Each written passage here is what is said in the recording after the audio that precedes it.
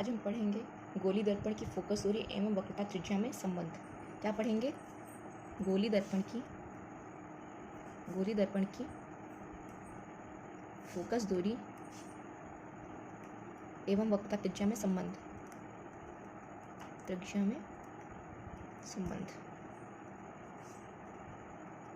अथवा आप इसे कह सकते हैं अथवा 2f बराबर r और f बराबर r/2। हम गोली दर्पण के फोकस एवं वक्रता त्रिज्या में संबंध स्थापित करेंगे। ये आपके एग्जाम के पर्सपेक्टिव से बहुत ही इंपॉर्टेंट क्वेश्चन है जो आपके पेपर में आता है। तो हम पहले पढ़ चुके हैं, जैसे कि हमने पढ़ा है लेंस के बारे में, दर्पण के बारे में। और आपने ना देखा हो तो प्लीज़ जाके उसे देख लीजिए। और हमने अवतल दर्पण उत्तल दर्पण के बारे में बताया कि अवतल दर्पण क्या होता है, उत्तल दर्पण क्या होता है। हम इस गोली दर्पण की फोकस दूरी को अवतल दर्पण के माध्यम से प्रूफ करेंगे। अवतल दर्पण के माध्यम से 2 दर्पण होते हैं गोली के, एक अवतल उत्तल। हमने पढ़ा दिया, अगर आपने पढ़ा ना हो तो प्लीज़ आप जाके उसे देख लीजिए। अवतल दर्पण के लिए हम इस 2f = r को प्रूफ करेंगे। गोली दर्पण के लिए फोकस दूरी वक्रता त्रिज्या में संबंध। तो सबसे पहले हम क्या करेंगे? फिगर बनाएंगे। फिगर कैसा बनाएंगे? अवतल दर्पण के लिए। ये कैसा दर्पण है हमारा? ये हमारा कैसा दर्पण हमारा? ये हमारा अवतल दर्पण। अवतल दर्पण कैसा होता है? अवतल दर्पण बताइए कैसा होता है? दबा हुआ होता है। तो ये देखिए हमारा अवतल दर्पण, इसका हमने नाम रखा है MN। बीच में क्या होता है आपके? ध्रुव P।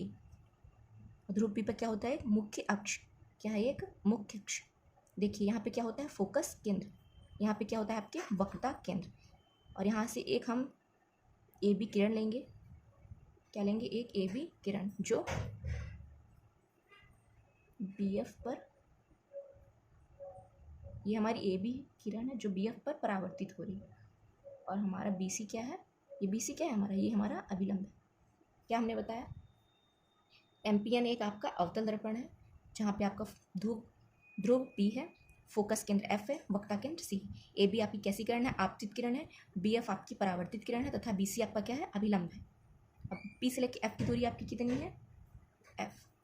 यहाँ से लेके यहाँ P से लेके C की दूरी आपकी कितनी है? 2f। तो जैसे हमने फिगर बनाया वही हम लैंग्वेज में लिख लेते हैं। तो क्या लिखेंगे हम? माना MPN एक अवतल दर्पण है। अवतल दर्पण है जिसका, माना MPN एक अवतल दर्पण है जिसका ध्रुव क्या है? P। मुख्य फोकस F एवं वक्रता केंद्र क्या है आपकी? C है। वक्रता केंद्र C है। AB आपकी कैसी किरण है? आपतित किरण है। AB आपतित किरण है। BF क्या है आपका? परावर्तित किरण है। BF कैसी किरण है? BF आपकी कैसी किरण है? परावर्तित किरण है। तो आप लिखिए परावर्तित किरण तथा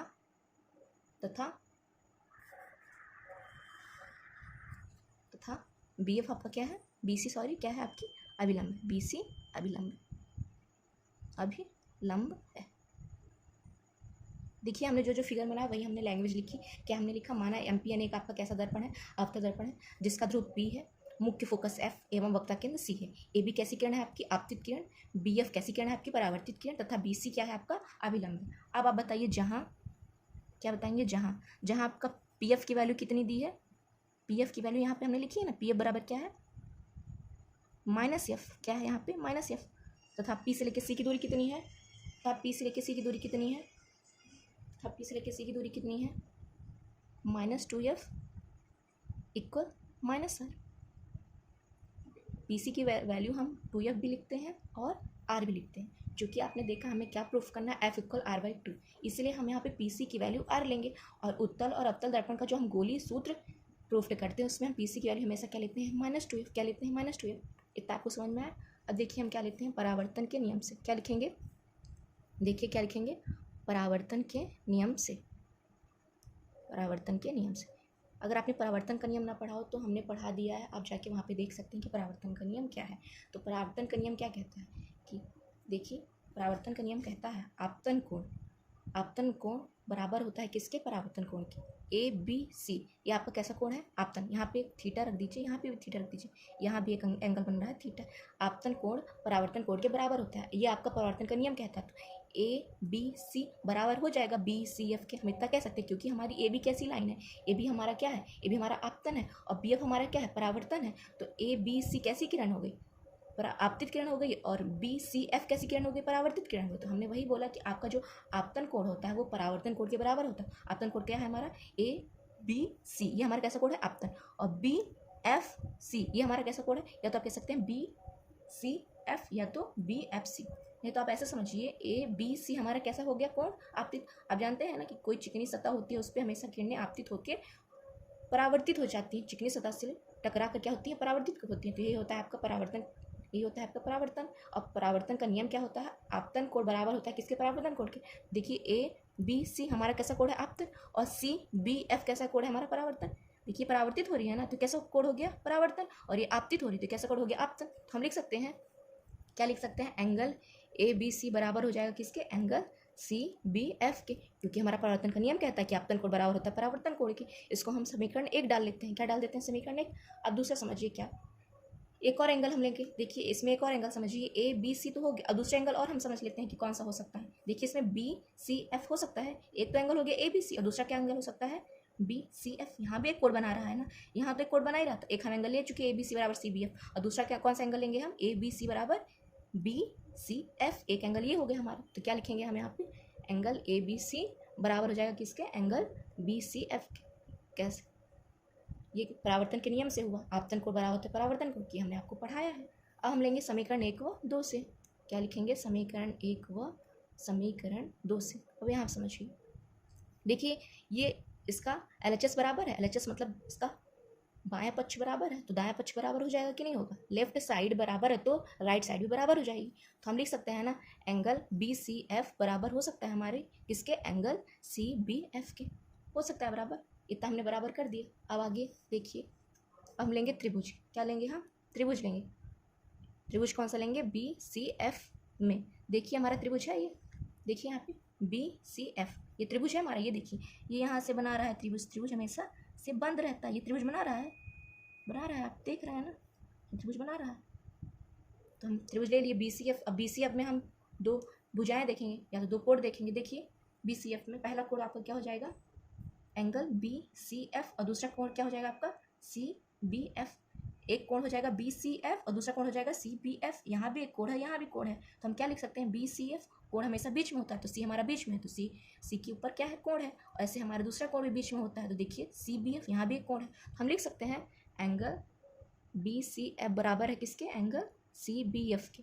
ये देखिए हम पहले इसको सिद्ध कर चुके हैं यहाँ पे समीकरण 1 व 2 से। तो हम यहाँ पे क्या लिख देंगे? सिद्ध कर चुके हैं।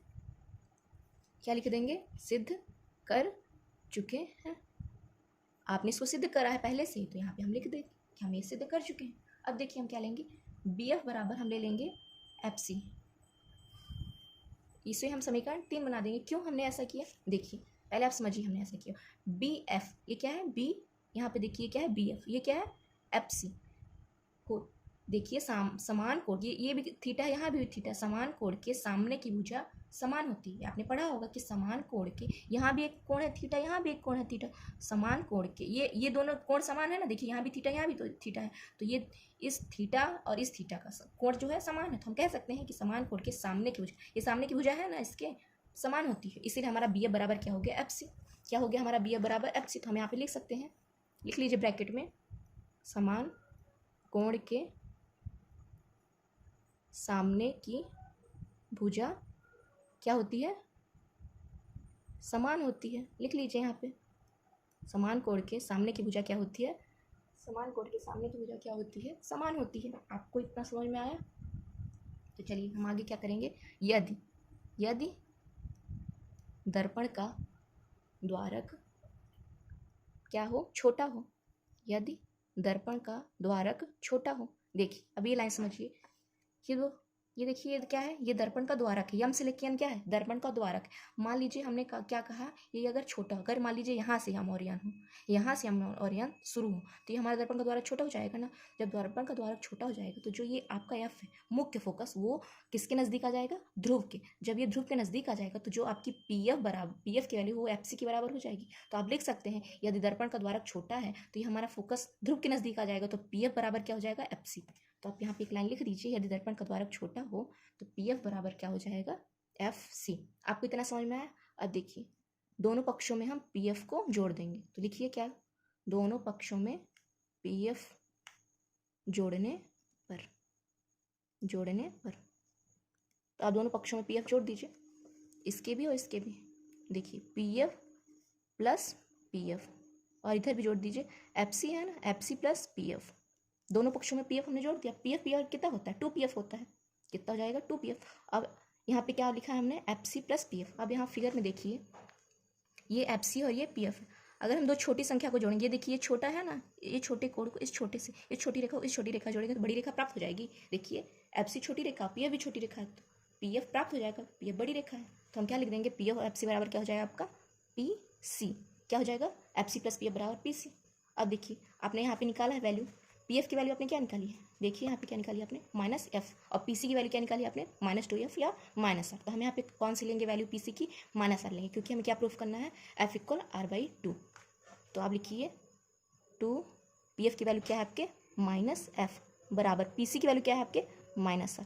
देखिए यहाँ भी माइनस यहाँ भी माइनस है, तो माइनस से माइनस कट जाएगा, तो 2f बराबर क्या हो गया, r, या 2f बराबर क्या हो गया आपका, r। यहाँ पे आप लिख सकते हैं f बराबर क्या हो जाएगा आपके, f बराबर, देखिए 2f बराबर r हो गया, तो f बराबर हम लिख सकते हैं r/2। यही आपको प्रूफ करना था,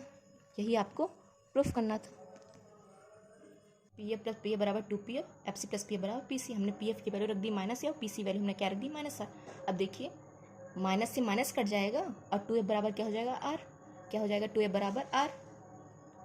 तो f इक्वल, ये जो f है ये इधर 2 किस में है, मल्टीप्लाई में है, इधर जाएगा तो डिवाइड में हो जाएगा, मतलब इधर गोड़े में, तो उधर जाएगा तो भागे में हो जाएगा। तो ये बराबर क्या हो जाएगा, r/2। आपको ये प्रूव्ड करना था। यही आपका गोली दर्पण की फोकस दूरी एवं वक्रता त्रिज्या में संबंध है, तो आपने इसको प्रूफ कर दिया। अगर आपको समझ में आया तो आप स्क्रीनशॉट ले सकते हैं।